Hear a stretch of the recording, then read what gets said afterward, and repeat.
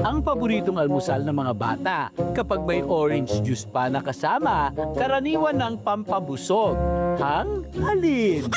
Kung gusto mong mag-eksperimento, ubra kahit mano-mano, tulad ng mga hotdog na patikim. Dito sa Isla ng Talim, may chicken o balunggay, siguradong makulay ang buhay. Pero hindi mo inakala, hotdog na mula sa tilapia. Hotdog ka mamaya. Gayon.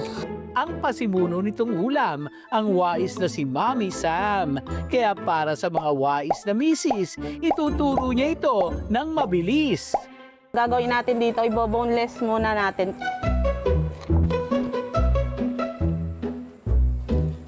Kailangan nyo ng kaunting tiyaga para makapaggawa kayo ng hotdog. Gayon. Kasi yung ibang isda, matinik.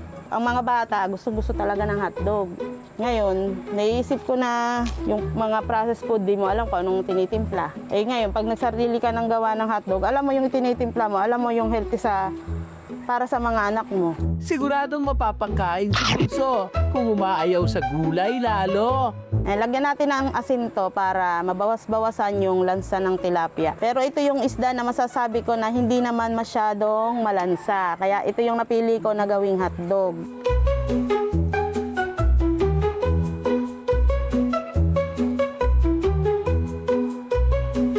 Sa food processor, kung bibili kayo, nasa 300 plus lang ito. Ito muna ilalagay natin tilapia.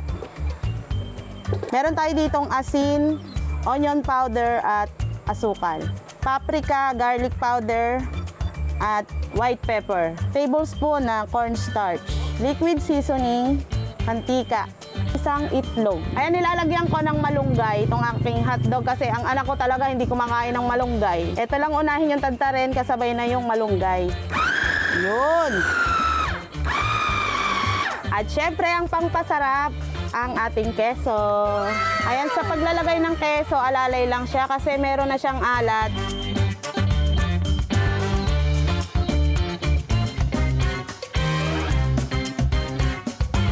Ilalagay na natin yung hotdog. Huwag nating hayaang kumulo. Dahil pag yan ay kumulo, may tendency na pumutok yung hotdog.